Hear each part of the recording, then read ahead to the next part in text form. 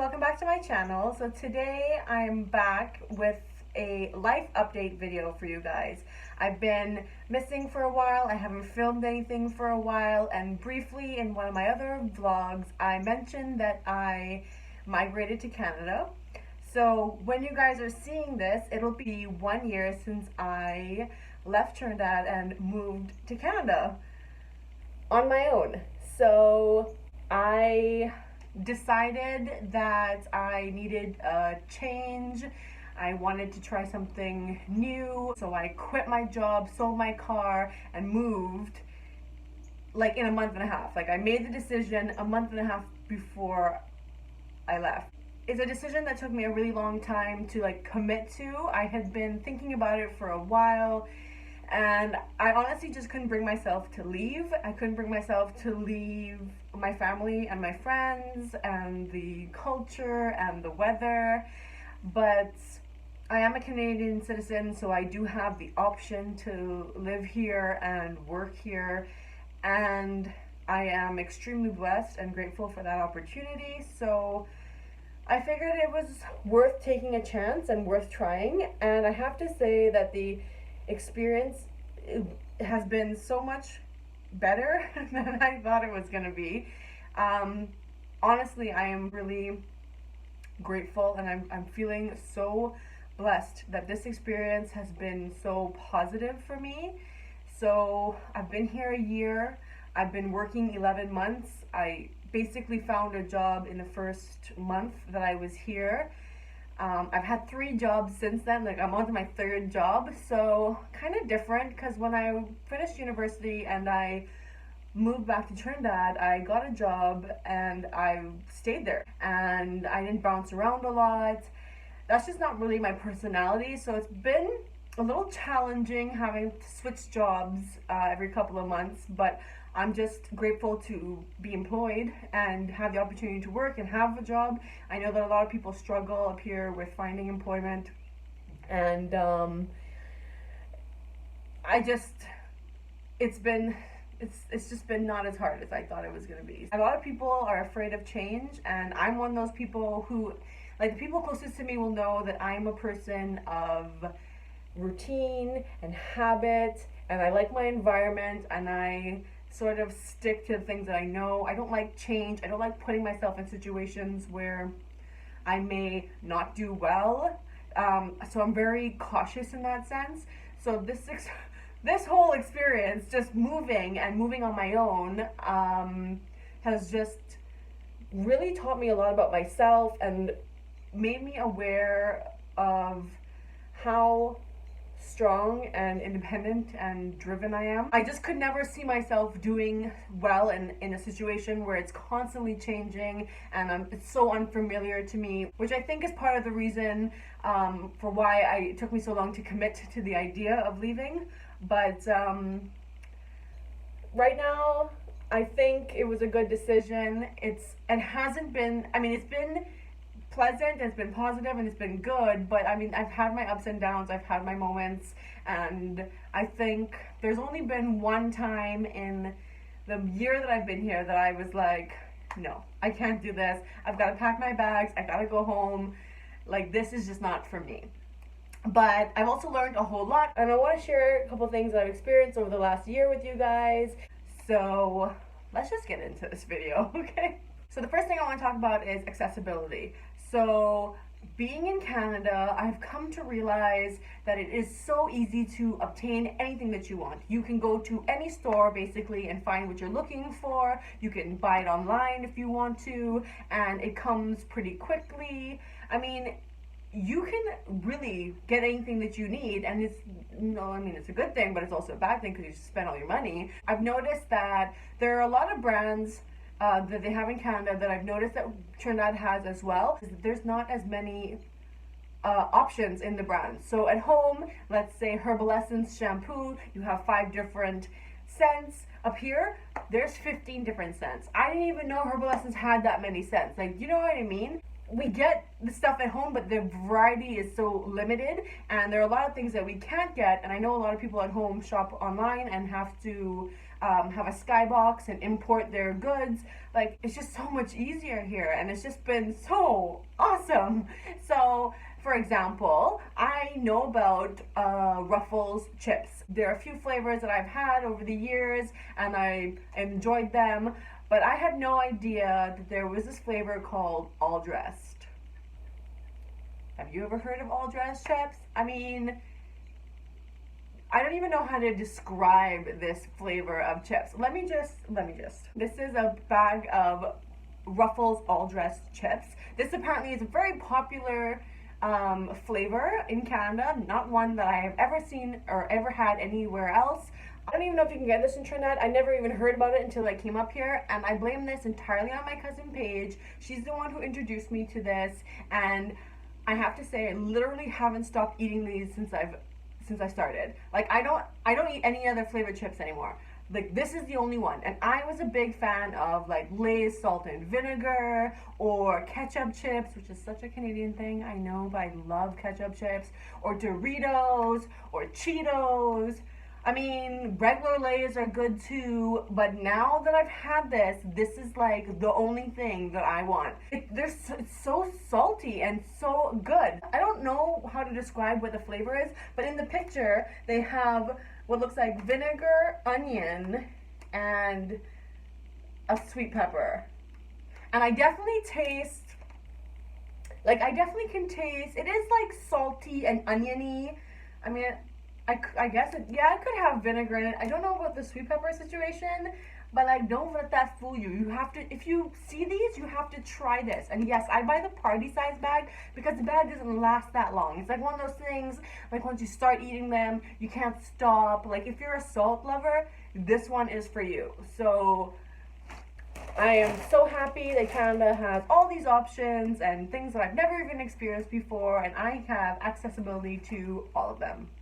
So the second thing I want to talk about is politeness. I know everybody has always heard the saying that Canadians are so polite and they're such nice people, and that is a fact. And I mean, it's great that everybody's so helpful and everybody's so happy and they're so polite to you. But one thing I've noticed is that they apologize for everything. You could be standing in a doorway and somebody will need to pass by and they'll be like, "Oh, I'm sorry, can I get by?"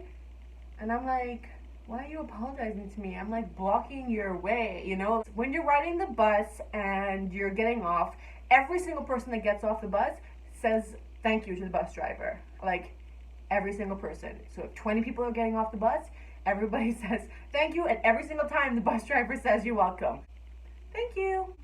You're welcome. Thank you. You're welcome. Thank you. You're welcome. If you're the person who doesn't say thank you, people are going to look at you like you're rude. That is not okay. You have to thank the bus driver. You have to thank somebody if they hold the door open for you. Like, you have to say sorry for things. Like, you have to do this. Is just the way it is. It's very interesting if you really think about it. I feel like this can lead to a lot of indirect communication, which sometimes can cause problems. I can see it happening like in the workplace. Obviously, you want to be polite to your coworkers, but if somebody's done something that upsets you, I mean, I don't think that they would address it. I think that that person would continue to be polite to you, so I feel like that issue may never be addressed. Being polite may not always be the best thing, because I think I would want somebody to be direct with me, and I'd want to know if I've done something to upset somebody, and I want us to be able to communicate and talk about it, and then like address it so that it doesn't happen again. Another thing that I've noticed is everybody will ask you how you are. So it's like, hi, how are you? And typically I would be like, I'm fine. And I've gotten a lot of reactions like, oh, what's wrong? And it really confused me at first. I was like, nothing, I'm fine. Like, that's what I said. I feel like up here, like, fine is not a good answer. You're supposed to respond like, oh, I'm good. Like, how are you? Or I'm great. Or like, things are good. Like, fine is not an acceptable answer. So it took me a little while to like stop saying that, like, fine. Because, you know, you have to be just as enthusiastic and just as polite. I remember when I first got here and I was trying to set up like my cell phone or something, and I had called the company, and the person who answered was like, "Hi, how are you?" And I was like, "Fine." There was this long pause after I said, "I'm fine," and I was waiting for them to ask me my information, but I think they were waiting for me to say, "How are you?" Because that's like the typical response. But like at the time, it just didn't even occur to me until afterwards, and I felt like I was so rude, and that person probably thought I was so rude. Also, I find that sometimes people will put things to you in a question because it's the more polite way of asking, but really it's a statement, so don't get confused. So for example, if your boss comes to you and says, "Do you want to get this report to me by the end of the day?" Your boss is not asking you if you'd like to, although it sounds that way. They're saying, "Get this report to me by the end of the day." Like, it sounds like a question, it sounds like it's an option, but really it's not. That's just the polite way of saying, "Just get this to me by the end of the day." So the communication, a little bit tricky, just something to be mindful of. Takes a little while to get adjusted to, but like, you do catch on pretty quickly. Like, now I'm like, it's so normal to me. I'm like, do I want to? No, but I will, because I know that that's not really a question. Number 3 is exploring. There is so much to do. Ontario is huge. There are like how many other provinces? There is no shortage of activities and things to do and exploring and adventures that you could possibly go on. Since I've been here, let's see, we went to a Blue Jays game. We went to Toronto to see Graffiti Alley. We went to the Ripley's Aquarium. I went to a peach festival. I went to a pumpkin farm. I went to a Christmas tree farm. We went ice skating in the winter. I've just been exploring and experiencing new things, and it's just been really fun. Like, that's honestly one of the things that's really helped pass the time and keeping me busy and occupied. Like, I love to see these new things and explore and like just see what the country has to offer. So some more things that are on my bucket list would be going to a concert. Backstreet Boys is coming up this summer. This Christmas, Celine Dion is coming up. I'm hoping to go to both, if not one of those. I want to go to the sunflower and lavender farm. I want to go strawberry picking. I want to go see the Bruce Caves, some waterfalls. Like, I just want to do all the fun things. I want to do brunch in Toronto. Like, I just want to do everything. I have a bucket list and I just keep adding to it, and now hopefully I will get through it all, and I'm at least going to take pictures of these things, even if I don't vlog it, although honestly I would love to vlog it and just put up something every couple of weeks. But I still haven't figured out my filming and editing situation. I'm still using my phone. Hopefully all those things are to come. The 4th thing I want to talk about is friends. Making friends, building friendships. As an adult, being new to a place, I've honestly found it very difficult, and I don't think it's anything specific to Canada, like where I am. I just think that as an adult, it's harder to make friends than if I was in school or if I was in like a sport. It'd be easier to make friends that way, like people who have things in common.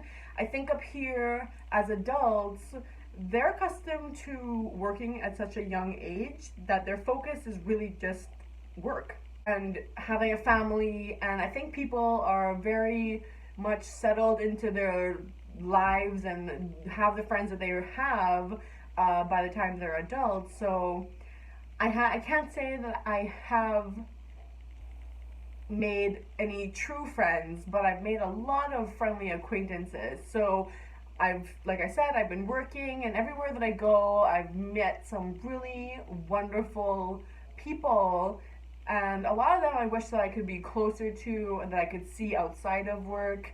But I know that everybody has their own stuff going on, and I'm really just trying to be patient and kind of find people who have similar interests or who are kind of at the same place in their life as I am. So I don't have as big of a social life as I wish I did, but I am just grateful for the good people that I have met, and I know that there are a lot of them that I can turn to if I ever need help or guidance or like anything like that. So, I mean, I'm grateful for that. That leaves me to my fifth point, which is the workplace or the workforce. It is so fast paced up here. Like coming from Trinidad where it's much more laid back, I can see how people are easily burnt out. Like I know why people take vacations up here. Like it is intense, and the level of dedication and commitment to your job that's expected is so much more than I have previously experienced. I feel like, again, people up here, they start working from like the age of 16. Like they live to work as opposed to work to live, which I feel is the way we do things in Trinidad. The workplace is like really different. The expectations are different, and it's a lot more intense. I mean, it helps to stay busy, especially when you're in like my situation. It helps to be busy all the time at work. So